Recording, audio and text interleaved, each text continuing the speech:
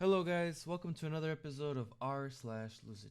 My name is George, and today I'll be discussing Tip, a compilation of the eating habits of my naturally skinny friends. I personally know a number of consistently skinny people, and a lot of them believe they have a large appetite, that they love snacks, and that they will never gain weight no matter how much they eat. When I'm with them, I do see them indulging in pizzas, fried chicken, and ice cream during outings. However, over time, I have observed the following peculiar actions of theirs. 1. If something is not nice, they would not touch it at all. We order curry chicken. Turns out a bit dry.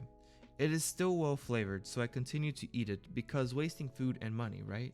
My skinny friend takes a bite, doesn't like it, never reaches for it again. 2. Reaching satisfaction with actually palatable food. Our boss brings a tin of cookies and we all take one. It is so buttery, and my pretentiousness healthy self thinks, this is so great but too fattening for another one. Skinny colleague takes 2 more happily and goes back to their desk. Me? I can't stop thinking about those cookies. Buys a whole tin for myself the next day. 3. Vigorous portion controlling. 2 a.m. Roommate complains she's starving. She opens a pack of chips and offers us some. I refuse because eating at night is a sin. She chews on 2 chips. 2. Closes bag, goes back to sleep. Excuse me? Weren't you hungry? I feel like this one might hit home for many. If I buy a medium bag, I will eat it all. Same if I buy a large bag. Closing it for next time is extremely difficult. Even if I closed it, I will continuously think about it until my hand involuntarily reaches for it again.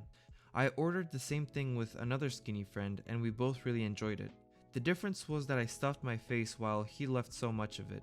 His reason? That he felt like he had the right amount and eating more would be detrimental to his desire to eat it another time, because he wants to eat it again in the future. What? Cannot relate, but okay. 4. They really balance their total calories, either intentionally or their body just naturally tells them to. Another skinny friend really likes Asian bubble tea. If you're not familiar, the thing is packed with carbs, the milk, the sugar, and the starchy tapioca pearls. How does skinny friend drink this, you may ask? She sips it for a whole day, then puts it on the fridge to finish the next day. Oh, and did I mention she does not eat anything else for these 2 days? Nothing. Like I mentioned before, we see skinny people eat unhealthy things and possibly a lot of it. What we don't see is that they won't eat anything else at night or even the entire next day, because they feel put off by all the grease they have ingested and need to recover. 5. Eating speed is significantly lower. I watched a skinny friend eat and noticed that they chewed at least 50 times before they swallowed. I tried this and the food disappeared from my mouth before I got to 20. This gives me time for satiety hormones to reach the brain and guide you on when to stop eating. Another skinny friend is an absolute sweetheart, and she is such a chatterbox during meal times. Most of us has no problem eating while chatting, but skinny friend cannot seem to remember she has food in front of her when she's talking about something. By the time we're all done, she's eaten maybe 20% of it and no longer wants any. 6. Might not care about food that much. One skinny mate only eats to prevent dying, thinks eating disturbs his flow, and calls it a chore. Would take it if he could live on an IV bag if it meant he didn't have to eat anymore. A self-reflection moment. I went to visit my skinny friend who was breastfeeding, and I asked her if her baby would feel bloated from drinking so much. She explained that the baby would stop when it gets full. This left such an impression on me because even babies know when to stop. It's just human nature. Yet here I am, a mature adult, unable to grasp this simple concept. TLDR. All/some skinny people claim to eat a lot, most likely don't. Really listen to their body. Don't really see eating as important, are living our diets as their life. I'm not saying these people are necessarily healthy. A good half of them have gastric and absorption problems, in fact which tortures them. Aren't we lucky to be able to go through basic food processing without pain?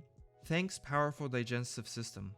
But anyway, the point of my post was just to let more of us know what is inside the head of some skinny individuals, despite how much we may not be able to understand it. Everything has a reason. It's not just fast metabolism. We may be programmed differently, but genetic makeup does not account for 100%. Never give up on the weight loss journey. Literally half the man I used to be.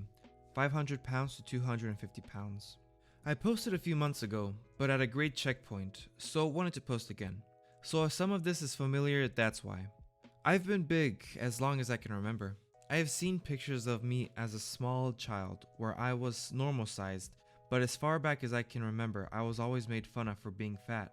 In high school, I remember thinking I was at least 300 pounds, but never really weighed myself, and I hated going to the doctor. I felt like every time I went to the doctor, it was, well, if you lost weight, then X wouldn't happen. I got up to over 500 pounds. Not really sure exactly when, but the how is mass amounts of fast food. 2 large pizzas plus cheese sticks all for me. Family size orders from any fast food place and half the time ordering an extra drink or two, so they didn't know it was all for me. I'm so sneaky. I've tried to lose weight many times. I've done calorie counting a lot but didn't see the results I wanted, so ditched it. Saw good results on the HCG diet, but of course not possible to keep up, and afterwards just spiraled into a deep depression and got it all back. At the end of all these, I wanted pizza more than I wanted to be healthy. What changed? It's hard to say. 2 years ago, I got a job to teach in Japan at 485 pounds, so a little bit down from my highest weight, but not much really. I had to get 2 plane seats to come to Japan, and Japan is not fat person friendly, nor is it a tall person friendly. Can't change that though. The first 8-ish months here, I didn't do anything really different. I lost about 15 pounds without trying, which was nice. There's a competition here on Reddit called the Body Transformation Fitness Challenge. April 2017, it happened again, and I always thought I could win it if I did it. I did it and didn't win. But during that competition of 12 weeks, I lost about 65 pounds. Since then, I've kept going. I don't track calories hardcore, but I keep a general run in my head each day and aim for 1,700 to 2,000 calories lately. It's a struggle since Japan isn't really great with calorie information, so that's why I don't track really hard. When I go back to the US in a few months, I will probably start tracking way more. Good things I've done that help me. I started karate. I love my group and they're all great, a bunch of people, though we don't really have a common language. I walk a lot. I run sometimes, but my foot hurts a bit lately, so I'm taking it slow. I eat badly sometimes. It annoys me a bit, but at the same point in time, it helps me keep a bit sane. I can't give up pizza forever. Pictures. I take pictures every 20 to 30 pounds, and it helps keep me focused, since I still can't really see the difference in myself. I wish I could have done measurements as well, but I didn't. But not everything is great. I still crave food pretty hardcore some days, and it's a giant struggle to not eat everything. I still have depression. I'm not one of the ones who can say that cravings or depression really changed as I lost weight. I'm still the same me, just smaller. Every day is a struggle. I stress about the food I eat and how much walking I'd have to do to work out to whatever bad food I ate. I am honestly probably losing weight a little too fast, but I don't really care. I'm just tired of being fat. Overall, I am pretty happy with my journey. I have messed up, I have beat myself up about it, but I keep getting back on the scale every day and trying to do the best I can. It really helps me to see my daily weight so I can look for trends. I have learned about myself and have done things I could not do in the past. I have run a mile in less than 10 minutes. I have done karate in Japan, and I've signed up for a half marathon. Not my first, but I'll be way lighter than I was before. I try not to let the bad days get me down, even though the bad days affect me way more than the good days do. I am planning on seeing a few doctors when I go back to the US to address my mental health, my changing body, and the way my shoulders are not even. Can't really do that here in Japan, easily at least. I try to make the best of each day. That's all we really can do. When people say they can't lose weight, what they actually mean is I can't consistently maintain this diet. I've lost and gained back 80 pounds over the last few years. I soon realized that it became impossible for me to maintain because I thought I was done and that I was free to eat whatever I wanted again. A year of restrictions helped me lose the weight but did not teach me what I needed to know about myself and my unhealthy relationship with food. And now that I've gained it all back, it's not as easy as just getting back on the horse, because what worked for me last time isn't working for me this time. I live in a different state, I have a different job, I'm surrounded by different people, and I have different financial circumstances. I can't expect the same level of outcome from myself when my environment is completely different. The only thing that helped me start losing weight 80 pounds ago was telling myself it was only temporary, and now I see how wrong that was for me. Some people might be able to go hard for a year and then cruise and maintain. I obviously can't. That doesn't work for me. So, I have to find a different approach that will help me gain back my health and maintain my weight into the future. Consistency is the only key to weight loss. When you're about to start a regimen, you have to ask yourself, can I keep this up forever? Can I live like this forever?